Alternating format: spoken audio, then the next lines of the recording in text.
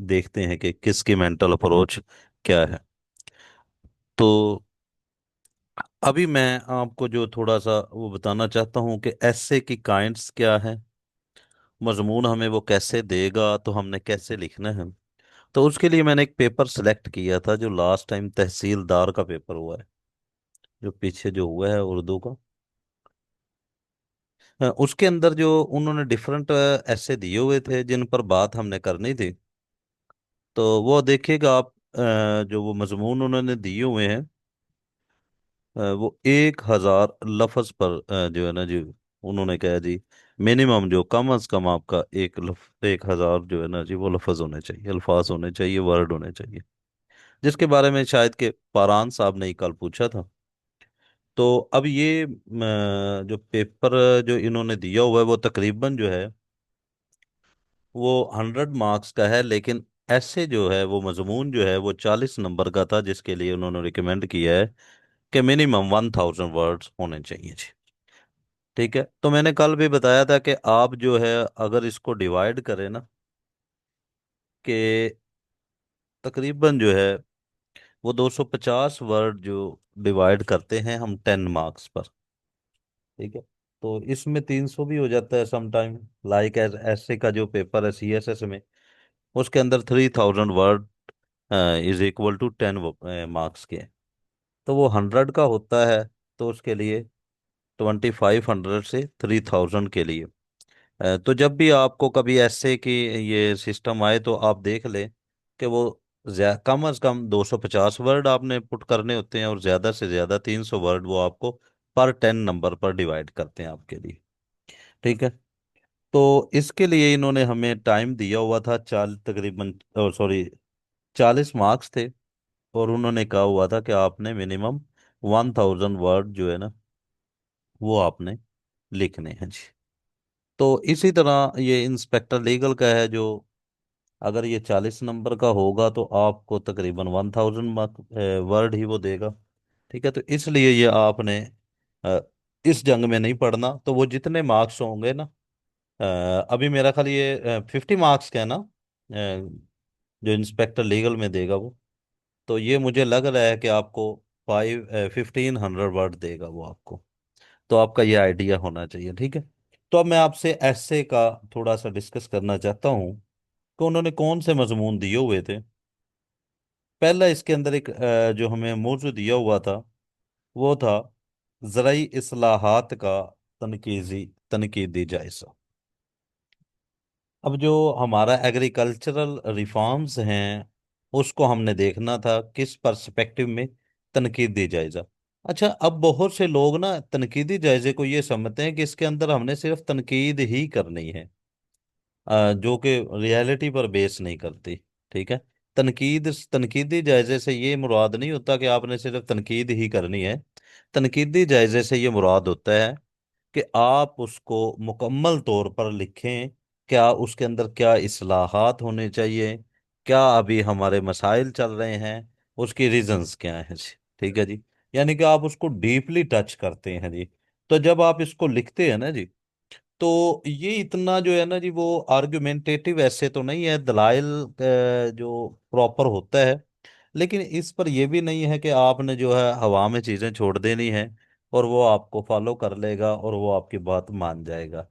तो आपने जो ओपिनियन अपनी बनानी है या जो चीजें आपने बतानी है वो आर्गुमेंटेटिव के ऐसे के लेवल की तो नहीं है, लेकिन आप उस पर उस तरह की बातें जरूर करेंगे। यानी कि अब तनकीदी जायजे में क्या है कि पहले तो हम लिखेंगे कि इस ज़राअत में हमारा जो किस हद तक जो है ना वो रोल है, हमारा सिस्टम क्या है, हम एग्रेरियन कंट्रीज हैं में हमारा शामिल हो, हमारा नेम आता है। तो उसके लिए हमें अपने आप को कैसे जो इम्प्रूव करना चाहिए, हमारे मसाइल क्या चल रहे हैं, मसाइल के साथ साथ हमने सॉल्यूशन तजावीज़ करनी है। और अगर हमने उसको नहीं किया तो उसके इम्पेक्ट या रिपरकशन हम पर क्या होंगे, उसके नताइज क्या होंगे, वो चीज़ें भी हमने देखनी होती हैं। तो तनकीदी जायजा से मुराद बिल्कुल ये नहीं है कि आपने सिर्फ वहाँ तनकीद ही पुट करनी है, बल्कि आपने अपनी बातें वहाँ बयान करनी है, और उन बातों को इस हद तक आपने बयान करना है कि हर जो समझदार जो है वो बंदा उसको कंसीडर कर सके। आपने इस लेवल पर जाकर ये ऐसे लिखना होता है, मजमून लिखना है। दूसरा उन्होंने कहा सरकारी तालीमी अदारों में इस्लाहात। ठीक है। अब यहाँ उन्होंने कहा है जी इस्लाहात। अब बहुत से लोग ये होते हैं कि इसके अंदर जो उन्होंने सिर्फ हमसे बात की है कि आपने इस्लाहात बयान करनी है। कुछ लोग होते हैं जो पहले वो लिखना शुरू कर देते हैं मसाइल क्या हैं, फिर उसके इम्पैक्ट लिखना शुरू हो जाते हैं कि उसके असर क्या है। तो वो बात जो है ना वो बनती नहीं है। तो ये आपका टॉपिक जो है वो ये है सरकारी अदारों में इस्लाहात। कि आप इसको कैसे इंप्रूव कर सकते हैं। वो उसने आपको स्ट्रक्चर का नहीं पूछा कि हमारा कैसा चल रहा है, किस लेवल का चल रहा है। उसने सिर्फ आपको ये पूछा है कि इन अदारों के हम अंदर हम कैसे इस्लाहात जो है वो कर सकते हैं। उसके अंदर आप जो सिंगर करिकुलम की बात थी, यानी कि यक निसाबी जो बातें हैं वो पुट कर सकते हैं आप। उसके अंदर आप टीचर की जो वो बकायदा जो ट्रेनिंग्स वगैरह हैं उनकी बातें कर सकते हैं। आप स्ट्रक्चर की बात कर सकते हैं, मॉडर्निटी की बात कर सकते हैं कि हमारे जो सिस्टम के अंदर जदीदियत आनी चाहिए, नई नई चीज़ें जो with the passage of time हमें मॉडर्निटी की तरफ जाना चाहिए। और हमें क्रैमिंग सिस्टम का जो है ना जी वो रट्टा सिस्टम को खत्म करना चाहिए। कंसेप्चुअल जो स्टडी है, जो हमारा उसके नज़रियात जो है वो उसका कंसेप्ट जो है उसका उसके बारे में नज़रिया वो बिल्कुल क्लियर होना चाहिए। इस्लामिक टीचिंग की तरफ हमें ज़्यादा जाना चाहिए।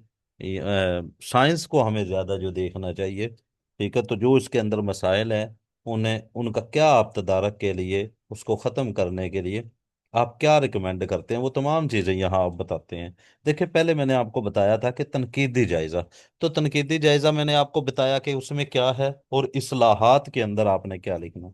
तीसरा है जी पाकिस्तान के नौजवान का मुस्तकबिल। अब उन्होंने एक आपको यू कैन से दैट उन्होंने आपको फुट नोट दे दिया जी। उन्होंने एक टाइटल दे दिया आपने कि आप पाकिस्तान के नौजवान का मुस्तकबिल किस पर्सपेक्टिव में देख रहे हैं। अच्छा, अब यहाँ उन्होंने आपको ओपन फील्ड दे दी है। उन्होंने आपको कहा आप अपनी मर्जी से खेल ले। तो अब यहाँ आप कह सकते हैं कि पाकिस्तान का जो नौजवान है इसका मुस्तकबिल जो है वो खतरे में है, या आप कह लें कि वो कल को इम्प्रूव हो जाएगा। जिस बात को आपने करना है आप उस पर आर्ग्यू करेंगे। ठीक है। तो इसके अंदर आप दोनों तीनों चीजें बातें बयान कर सकते हैं कि मसाइल क्या हैं, उसका सोल्यूशन क्या है, उसके अंदर प्रॉब्लम क्या है, उनको खत्म कैसे किया जा सकता है, और करंटली उसकी क्या सिचुएशन है, और आप आने वाले वक्त में क्या देख रहे हैं। ठीक है। उस पर आप बात करते हैं। अब ये ओपन ऐसे है। ठीक है। इसके ऊपर आप बात कर सकते हैं। इसको आप ये भी कह सकते हैं कि ये इन डेंजरस पोजीशन में है, और दूसरा आप कह सकते हैं इन सेफ हैंड है। दोनों आप जो आपका जो पर्सपेक्टिव है, जो आपका माइंड, अब देखें ये ऐसे ओपन है, इस पर आपको कोई डायरेक्शन उसने नहीं दी। ठीक है। तो उस पर आप बात कर सकते हैं, अपनी मर्जी से बात करते हैं, जो आपको बेहतर लगे उधर आप चले जाएं। यहाँ ये बिल्कुल कतन इसकी ज़रूरत नहीं है कि आपने एक ऐसे शुरू किया है और आपने उसकी मर्जी के मुताबिक, यहाँ आप उसने आपको ओपन एंड दे दिया, बिल्कुल ही ओपन, कि आप अपनी मर्जी से खेल सकते हैं। लेकिन जिस सिस्टम पर आप जाएंगे, जिस पर्सपेक्टिव पर आप जाएंगे उसे आप प्रूव करेंगे। ठीक है जी। तो ये आप उस पर बात कर सकते हैं। आफ्टर दैट उन्होंने आज़ादी इजहार का जो बात की है जी, कि फ्रीडम ऑफ स्पीच की जो बात कर रहे हैं। तो इसको जब आप वो अटेम्प्ट करते हैं तो फिर इसको इसके बारे में आपको थोड़ा लॉ का नॉलेज होना चाहिए। आज़ादी इजहार की जब आप बात करते हैं ना, तो 19 आर्टिकल 19 ए का आपको पता होना चाहिए। आफ्टर दैट आपको कुछ जो उसके अंदर एक्सेप्शंस हैं उनका भी आपको पता होना चाहिए कि कौन सी पाबंदी कब फॉलो की जाएगी, कब जो आप ओपनली जो है वो बात नहीं कर सकते, कब जो है आप किन किन पर्सपेक्टिव में किन जो फील्ड्स की बात आप नहीं कर सकते। और इसके बारे में जिस बंदे के पास लॉ का नॉलेज नहीं है, या उसे आर्टिकल जो है उसके बारे में नहीं पता, तो अगर वो इसको लिखने जा रहे हैं ना तो वो अपने आप को जो मुश्किल में डालता है। ठीक है। पहले आप इसको देखें कि आपके मुल्क इसको क्या क्या दे रहा है, पाकिस्तान में क्या है। उसके बाद देखें आप दुनिया क्या कह रही है इसके बारे में। तो आप जो इंटरनेशनल लेवल से शुरू होकर अपने मुल्क के अंदर अब जो है ना इसको सम अप करते हैं। तो और मुल्क के बारे में जब आपने एक फंडामेंटल राइट्स है ना ये, जो फ्रीडम ऑफ स्पीच है आर्टिकल 19 ए के तहत, ये फंडामेंटल राइट है। You can say that it is a constitutional protective right है। तो ये आपका जो कॉन्स्टिट्यूशन है ये प्रोटेक्ट उसके कर रहा है। तो फंडामेंटल राइट है। तो इसके लिए जब आपको कॉन्स्टिट्यूशन का नहीं पता, आपको पीपीसी का भी पता होना चाहिए कि उसके अंदर जो है वो क्या है, 154 ए क्या है, 154 टू क्या है, और सॉरी बी क्या है। तो जब आपको ला का इल्म होगा तो फिर आप इस पर जाएंगे। अब हमने यही आपको चीजें जो सिखानी है कि आपने किस ऐसे को अटेम्प्ट करना है और किस पर्सपेक्टिव में करना है। अगर आप उसको, वो आपके पास नॉलेज नहीं है और आप उसको प्रूव करने बैठ गए हैं या आप उसको लिखने बैठ गए हैं, तो आप ब्लंडर करने जा रहे हैं। अब देखिए, एक बंदे ने आजादी इजहार पर बात की है, उसने 19 ए नहीं लिखा, उसको पीपीसी का 154, ये जिसके अंदर वो दो ग्रुपों के दरमियान जो है वो नफरत अंगेज की जो चीजें फैलाना है मुख्तलिफ ग्रुप्स के दरमियान, अगर उसे ये नहीं पता और उसे वो नहीं पता कि आप स्टेट के खिलाफ नहीं बोल सकते, आप मजहब की जो चीज़ों पर जिससे किसी का जो फंडामेंटल राइट्स है या उसकी रिलीजियस फीलिंग जब हर्ट होंगी, आप उन पर बात नहीं कर सकते। जब आपको लॉ का नॉलेज नहीं है, तो आप ऐसे टॉपिक को अगर चूज कर लेते हैं, तो आप, यू कैन से दैट, वो कोट है ना उर्दू के अंदर है, आ बैल मुझे मार। तो फिर आप उसको खुद कह रहे हैं कि मुझे जो है ना जी वो आप फेल कर दें जी। ठीक है।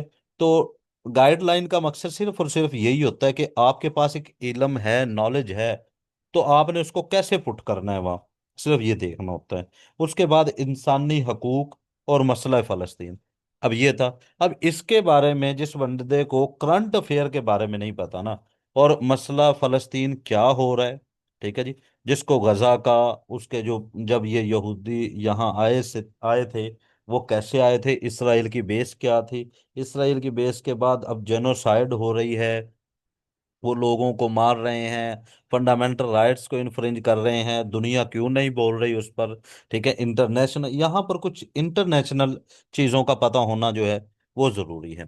ठीक है। तो जब ये चीज़ें आपको ऐसे मजमून वो लिखने को कहता है और आप उस पर जब एक सिमत पर आपकी डायरेक्शन जो है वो बिल्कुल जो उसके मुताबिक नहीं होती जिसको वो चाहते हैं, तो आप फिर जो उसके अंदर आपको मसाइल का सामना होता है।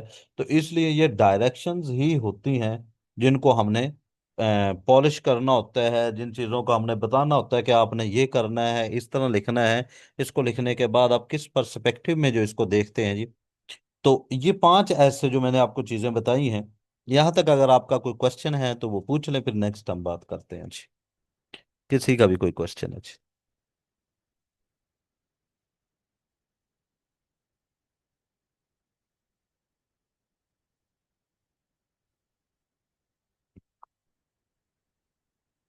जी कोई क्वेश्चन नहीं है जी आप लोगों का?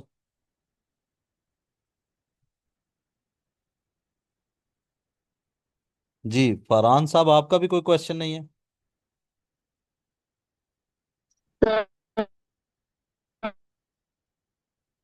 आपकी आवाज़ नहीं ठीक आ रही जी मैडम।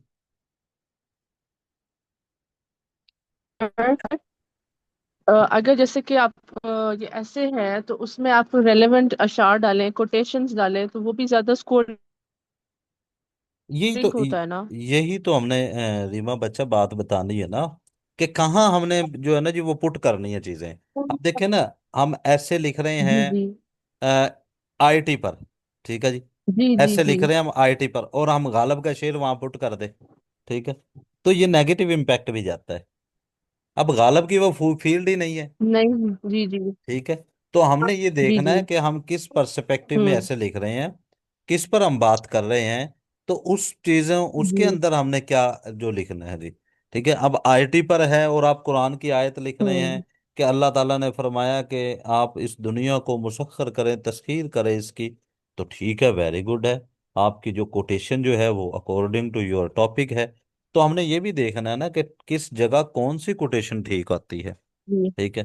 तो फिर वो कोटेशंस हम वहां पुट करते हैं।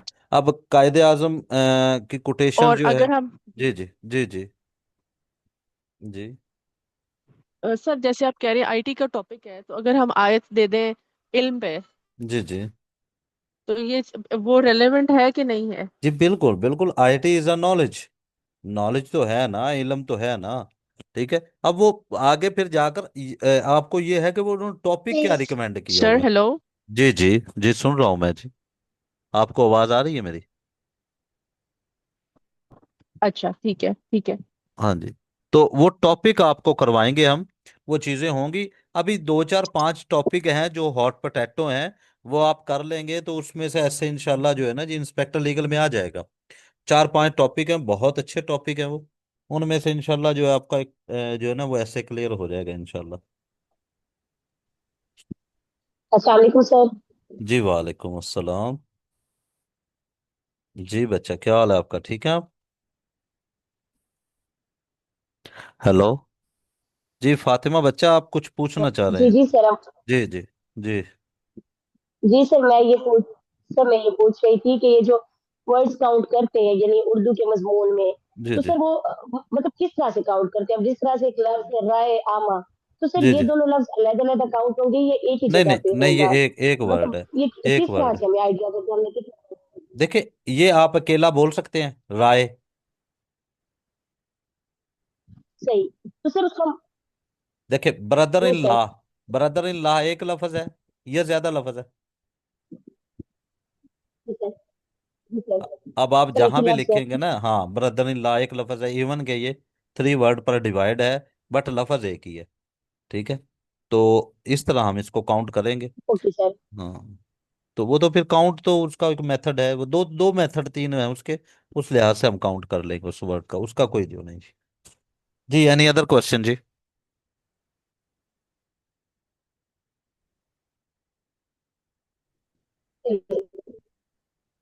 अच्छा जी, तो मैंने यहाँ आपको कुछ ऐसे जो है ना जी, वो 5 से 6 ऐसे जो है ना वो बताए हैं तहसीलदार के, जो उन्होंने पूछे हुए थे। अच्छा, अब हम मैं ये बताते हैं कि हम ऐसे को तैयार कैसे करेंगे, इसको जो है ना जी वो किस पर्सपेक्टिव में लेकर चलेंगे। देखें, हमारे पास कुछ ऐसे जो करंट अफेयर के होंगे उन्हें किया जाएगा। उसके बाद जो है करंट अफेयर में क्या होगा, लेटेस्ट जो रिसर्च होती है उस पर बात की जाती है जी। ठीक है, उसको फिर जो सर्च किया जाता है, जो कुछ हमारे जो ये स्टेक होल्डर्स होते हैं, इन्होंने क्या किया है, कौन कौन से ऐसे हमने तैयार करने होते हैं, उन पर बात करते हैं। तो इसके अंदर फिर हम ये सीखते हैं कि ऐसे अगर हमने लिखना है तो उसको बेसिक हमने लिखना किस पर्सपेक्टिव में है। जैसे मैंने अभी आपको बता रहा था मैं, कि ज़ाती इजहार पर आपको ऐसे आ जाता है, मजमून आ जाता है, और आपको लॉ का नॉलेज नहीं है और आप उसे अटेम्प्ट करने बैठ जाते हैं, तो कम से कम वो बेसिक जो है ना, इसके जो रेलिवेंट प्रोविजंस हैं उनके बारे में पता हो। अगर वो आप पुट नहीं करते तो उसके अंदर फिर आपको चांसेस होते हैं कि आपको वो फेल कर देगा। तो एक तो हमने वो सीखना है। ठीक है, दूसरा हमने ये कुछ जो टॉपिक हॉट पोटैटो चल रहे हैं वो हमने देखना है, जो हॉट इशू हैं हमारे उनको देखना है, उनको किस पर्सपेक्टिव से वो पूछ सकता है उस पर बात करेंगे हम। ठीक है, और साथ ही कुछ पाकिस्तान के इश्यूज भी हम लेकर चलेंगे, ताकि जो है वो हम अच्छे तरीके से अपना पेपर अटेम्प्ट भी कर सकें, और उसके बारे में हमारा माइंड भी, कंसेप्ट भी क्लियर हो जी। तो ये करंट जो अभी चल रहा है उसको देखेंगे। अच्छा, अभी हम देखते हैं कि आर्ग्यूमेंट कैसे करते हैं जी। ठीक है, आर्ग्यूमेंटेटिव ऐसे है, सिंपल ऐसे है, सिंपल स्टेटमेंट दे दी है उसने, तो उसको कैसे करना है। देखिए, आपको वो पूछता है कि सैलाब जो है ये हुकूमत की गफलत है या कुदरती आफात है जी। ठीक है जी, तो अब आप इसे कहते हैं जी कि ये हुकूमत की गफलत है। तो जब आपने यहाँ हुकूमत की गफलत का है ना, तो फिर आप इसको प्रूव भी करेंगे। ठीक है, उसको आप प्रूव करने जा रहे हैं। अब प्रूव कैसे करेंगे? आप ये कह देंगे कि डैम नहीं बने। ठीक है, आप ये कह देंगे कि बारिश को पानी को जो कंट्रोल इन्होंने करना था वो नहीं किया, क्लाइमेट चेंज हो गई। बस ये कहने से आपका ऐसे प्रूव नहीं होगा। आप ये बताएंगे उन्हें कि डैम नहीं बने, तो कब कौन सा डैम बना था, कितना अरसा उसे हो गया है, उसके बाद कौन सा बजट आपने रखा है। पर आपके बजट, जो हर साल जो बजट रखा जाता है, उसके अंदर डैम की कंस्ट्रक्शन पर कितना बजट आप जो स्पेंड करते हैं, या उसके लिए कितना आप बजट रखते हैं, या आपके मामलात के अंदर वो नहीं है, या भल सफाई जिसे हम कहते हैं, या नहरों की सफाई, उसके मामले में हम क्या कर रहे हैं। तो फिर आप उसको मुकम्मल तौर पर जो है, वो आपके जो डॉक्यूमेंट, ऑफिशियल डॉक्यूमेंट जो हैं, उन्हें रखकर आपको वो फिर प्रूव करना होता है। कि अगर आप कह रहे हैं कि ये हुकूमत की गफलत है, तो फिर आप उसको मुकम्मल जो स्ट्रॉन्ग आर्ग्यूमेंट करेंगे उस पर। ठीक है। अच्छा, ये भी जरूरी नहीं है कि आप नेगेटिव पर्सपेक्टिव में जाते हैं या पॉजिटिव में, जो आपको बेहतर लगे आप उस पर चले जाएं, लेकिन आपके आर्ग्यूमेंट स्ट्रॉन्ग हो। ठीक है। उसके बाद एक और बात मैं आपको बताता चला जाऊं। आपने कोशिश ये करनी है कि ऐसे जो आपको दिया जाता है ना, उसके अंदर तकरीबन आप कोशिश ये करें कि ऐसे वो ना लिखें जो ज्यादा लोग अटेम्प्ट करें जी। ठीक है। तो क्योंकि जो ज्यादा लोग अटेम्प्ट करते हैं ना, उसके अंदर कंपटीशन ज्यादा होता है। तो बेहतर है आप वो ऐसे अटेम्प्ट करें जिसके अंदर आपको लगे कि ये लोग ज्यादा नहीं, इसको कम अटेम्प्ट करेंगे, उसके अंदर जो आपका पास होने के चांसेस ज्यादा होते हैं जी। ठीक है। तो बेहतर है कि आप वो अटेम्प्ट करें जो कम लोग अटेम्प्ट करेंगे, और जब कम लोग अटेम्प्ट करेंगे उसके अंदर कंपटीशन ऑटो पर ज्यादा होता है जी। ठीक है। और सॉरी, कम होता है, और जो ज्यादा अटेम्प्ट करते हैं, अब जैसे ज़राई इस्लाहात पर उन्होंने दे दिया तो बहुत से लोग लिखेंगे इसे। आज़ादी इजहार दे दिया, थोड़े लोग लिखेंगे। क्यों लिखेंगे जी?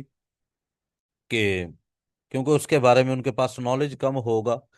और अब ये क्लाइमेट चेंज है, इस पर जो तहसीलदार का इंग्लिश का पेपर था, बहुत से हमारे स्टूडेंट लिख कर आए, बहुत स्टूडेंट्स ने लिखा।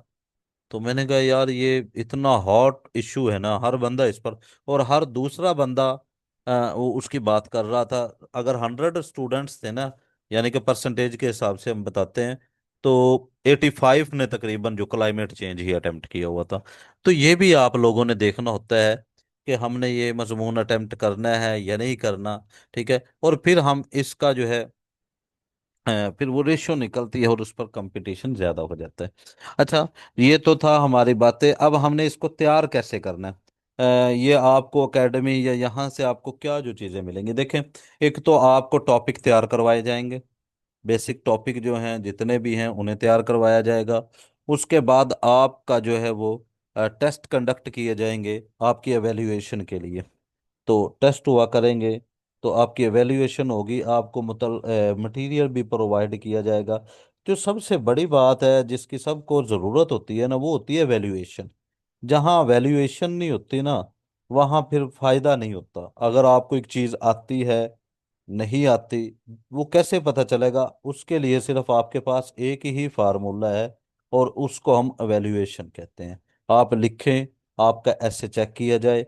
चेक करने के बाद जो उसके अंदर कोई मिस्टेक्स हैं या कुछ चीज़ें हैं जिनको पॉलिश करने की ज़रूरत है, वो किया जाए, ताकि आप पेपर के अंदर जो है ना जी वो गलती ना करें। और मैं ये कहता हूँ कि हर अगर टेस्ट के अंदर आपकी एक गलती भी निकले ना, तो अगर आपके 30 टेस्ट हों तो 30 गलतियां आपकी जो है वो ऐसी होती हैं जो पेपर में होने जा रही थी, तो वो एवेल्युएशन के बाद फिर नहीं होती उसके अंदर। तो एक तो आपका टेस्ट होगा, आपका जो मटेरियल आपको प्रोवाइड किया जाएगा उसके बारे में। ठीक है। वो कुछ करंट अफेयर में होगा, कुछ कॉलम्स होंगे, कुछ डॉन न्यूज़ के होंगे, जैसे जैसे चीज़ें जो है ना जी आपको मिलती जाएंगी। तो यहाँ तक अगर किसी का कोई क्वेश्चन है तो वो पूछ लें जी। तो बाकी इंशाल्लाह फिर जब हमारी क्लास स्टार्ट होगी तो उसके अंदर फिर चीज़ें हम जो नए सिरे से लेकर चलेंगे। तो यहाँ तक अगर आपका कोई क्वेश्चन है तो वो पूछ लीजिए आप।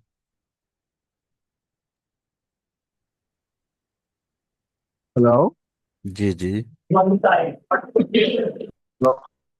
जी आ फरहान रही है सर? साहब। जी जी जी जी। जी फरहान साहब। आप आर्गुमेंटेटिव ऐसे को लेके चलते जी जी सर, अगर हम आर्गुमेंटेटिव ऐसे को लेके चलते जी हैं जी जी जी। और आपकी आवाज़ ड्रॉप हो रही है इस फरहान साहब। इस इस बात पे है कि ये- हेलो, आपकी आवाज़ फरहान साहब जो है ना वो ड्रॉप हो रही है। सर अभी भी ड्रॉप हो रही है? जी, अब बोलें जी आप। सर आर्गुमेंटेटिव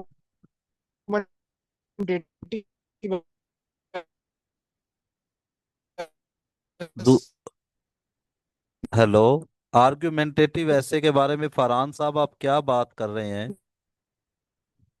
में अगर हम गवर्नमेंट। हेलो।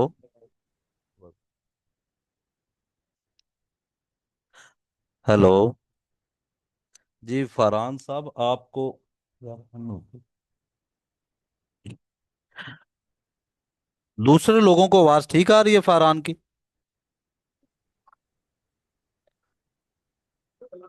सर अब आ रही है आवाज? जी जी, अब बोले जी, आप क्लियर है जी अब। जी हेलो। जी। जी जी, बोल रहे हैं जी, बोल रहे हैं सर जी, जी जी आर्गुमेंटेटिव आर्गुमेंटेटिव आर्गुमेंटेटिव एसिस में अगर हम इस पॉइंट को लेके चलते हैं कि ये जो सारा फ्लडिंग वगैरह है ये हुकूमत की नाकस कारकर्दगी की वजह से जी हुआ। जी जी जी। तो जो दूसरा एस्पेक्ट है कि इसमें क्लाइमेट चेंज ग्लोबल वार्मिंग की भी इन्वॉल्वमेंट है, उसको बिल्कुल हम टच ही नहीं करेंगे थ्रू आउट दी ऐसे। नहीं, आपने हमेशा प्रूव वो करना होता है जो आपसे एग्जामिनर पूछता है। ठीक है। जब एग्जामिनर आपको, देखें, आप सैलाब हम्म। की बहुत सी रीजन है, नेचुरल कैलेमिटी भी है। देखिए, अल्लाह ताला अगर इतनी बारिश बरसा दे, हम्म। इतना पानी जो है ना जी, वो अल्लाह ताला आसमान से भेज दे, जिसको कंट्रोल ना करना हो, या जो जो हो ना सके, ठीक है, हो ना सके, तो वो तो अल्लाह की तरफ से नेचुरल कैलेमिटी हो गई ना। लेकिन वो आपसे सिर्फ ये हम्म। पूछता है ना कि आप बताएं कि ये हुकूमती नाकामी कैसे है। लाइक एज, मैं आपको एक एग्जांपल कोट करता हूँ। दुबई के अंदर एक बारिश हुई, ठीक है जी, उसने दुबई का पूरा स्ट्रक्चर हिला कर रख दिया। ठीक है जी, पता है ना आपको उसके बारे में? जी जी जी जी सर। हाँ, अब उनसे जब ये क्वेश्चन किया गया ना कि इतना मॉडर्न होकर, इतना अपग्रेड करके, और ये मसाइल क्यों आए, तो उन्होंने कहा क्योंकि दुबई के अंदर ऐसी बारिशें होती नहीं हैं। तो ये जो अनप्रिडिक्टेड थी, इसके अंदर जो है वो पहले कोई एग्जाम्पल ऐसी कोट नहीं होती। तो उन्होंने कहा कि ये क्योंकि नेचुरल कैलेमिटी है, डिजाइन के अंदर इसका फॉल्ट नहीं है। ठीक है। तो आप देख ले, आप फिर हिस्ट्री देखते हैं कि आया कि 20 साल, 30 साल, 50 साल पहले ऐसा हुआ था। तो उन्होंने फिर क्या कहा कि हम नेक्स्ट जो अब डिजाइन जो प्रिपेयर करेंगे ना, वो उसी के मुताबिक करेंगे। दूसरी एग्जांपल, जापान के अंदर जलजले बहुत ज्यादा आते हैं, इंडोनेशिया और जुबान के अंदर। तो अब जापान अगर हम्म। वैसे मकान बना ले, या ऐसे हाउस बिल्ड कर ले, या ऐसी बिल्डिंग को बिल्ड कर ले जो पाकिस्तान के अंदर है या इंडिया के अंदर है, तो जब वो अ, आएगी, जलजले आएंगे, तो उसमें क्या प्रॉब्लम होगी? वो गिनेंगे तो डेथ ज्यादा काश होगी। तो अब ये रीजन है हम्म। कि उन्होंने अपने ढांचे को वैसे बना लिया जैसा उनको उसका जरूरत थी। तो वो ये पूछ रहे हैं कि आया कि ये जो सैलाब आया है, क्या हमने इसको मैनेज करने के लिए कुछ किया था? तो आप यहाँ इसको जब बताएंगे ना कि ये हुकूमत की नाकामी है, तो इसके अंदर आप बांग्लादेश वाला सलाब भी कोट करेंगे, उसके अंदर आप दूसरा भी कोट करेंगे कि देखें हमारा ये मसाइल है, ये हर साल आता है, लेकिन उसके बावजूद हुकूमत ने इस पर क्या काम किया जी। फिर आप उसको जब प्रूव करते हैं ना, आप पहले बताएं ये हम्म। क्लेमिटी नहीं है, ये हमारी गफलत है, उस साल भी ये हुआ, उस साल भी ये हुआ, उस साल भी ये हुआ। तो अगर हम उसके लिए हमने स्ट्रक्चर क्या तैयार किया? तो जब आप उसको आर्ग्यू हम्म। करते हैं ना, हमारे पास स्ट्रक्चर है ही नहीं है, जापान ने ये तैयार कर लिया है, दुबई ने ये कहा है, तो फिर आपका आर्ग्यूमेंट स्ट्रांग होगा। तो वो आपसे सिर्फ ये पूछ रहा है कि गवर्नमेंट ने क्या किया। अब आप उसे सिर्फ हम्म। ये बताएं कि गवर्नमेंट ने कुछ किया है या नहीं किया। दूसरी चीजों को आप टच हम्म। ना करें, क्योंकि वैसे तो बहुत सी चीजें हैं, लेकिन वो जो पूछे ना आपसे, आपने उसी पर रहना है। ठीक है ठीक है। आपकी क्या एडवाइस होगी कि आर्गुमेंटेटिव ऐसे किया जाए कि डिस्क्रिप्टिव? नहीं, आर्ग्यूमेंटेटिव ऐसे जो होता है ना, उसके जो चांसेस ज्यादा होते हैं फरहान साहब फेल होने के, उसकी रीजन ये होता है कि आपके जी पास जी बाज़ बिल्कुल। औक़ात स्ट्रॉन्ग आर्ग्यूमेंट नहीं होते। दूसरा आर्ग्यूमेंट, मैं एग्जामिनर हूं, हम्म। मैं आपका ऐसे चेक कर रहा हूं, आप कहते हैं जी कि ये इस तरह हुआ जी, इस तरह हुआ, मैं आपके आर्ग्यूमेंट से जो है वो एग्री नहीं होता। तो ये एक इंसान की साइकी होती है ना, उसका जिस पर्सपेक्टिव में माइंड हो ना, तो वो उसको जो है वो अच्छा नहीं समझता। हम्म। तो हम ये सीएसएस के स्टूडेंट को भी, पीएमएस के, हम रिकमेंड करते हैं कि आप मोस्टली कोशिश करें कि आर्गुमेंटेटिव ऐसे पर ना जाएं। लेकिन जब आता ही ना हो तो फिर तो ना। मजबूरी है जी। तो वो अगर अटेम्प्ट कर लें तो फिर स्ट्रॉन्ग बिल्कुल। आर्ग्यू करें जी। ठीक है ठीक है sir, thank you sir, thank you. Thank you. जी, एनी अदर क्वेश्चन जी?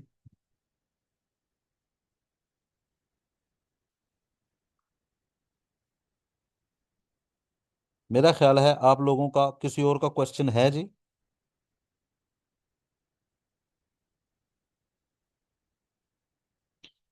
चले जी, इंशाल्लाह अगर हमारी जिंदगी सर रही। क्लियर है हर जी जी। चीज। जी मैडम जी फातिमा। सर क्लियर है। चलो जी। सर क्लियर है हर चीज समझ आ रही है, भाई थैंक यू सर। आप ब्रिलियंट लोग हैं, हम थोड़ी बात कहें आप अच्छा समझ जाते हैं, आप ब्रिलियंट लोग हैं। ठीक है। ये सवाल उनके होते हैं जिनको समझ ना आ रही हो। ठीक है। सर ये तो आपके पढ़ाने का स्टाइल है जो है ना, बहुत अच्छे से समझा देता है हर चीज।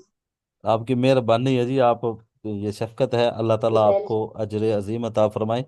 तो इंशाल्लाह अगर हमारी ज़िंदगी रही तो और मुकद्दर में हुआ तो हम ज़रूर जो है बाकी क्लास जो है वो मैडम आपको बताएंगी।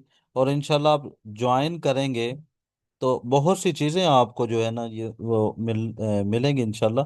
क्योंकि अल्हम्दुलिल्लाह सुम्मा अल्हम्दुलिल्लाह हमारा जो एक्सपोजर है या जो टीचिंग का स्टाइल है या जो हमारा हम पढ़ाते रहे उसी तजर्बात से हमने चीज़ों को आपको बताना होता है, और कोई आसमानी इल्म तो किसी के पास नहीं होता ना जी।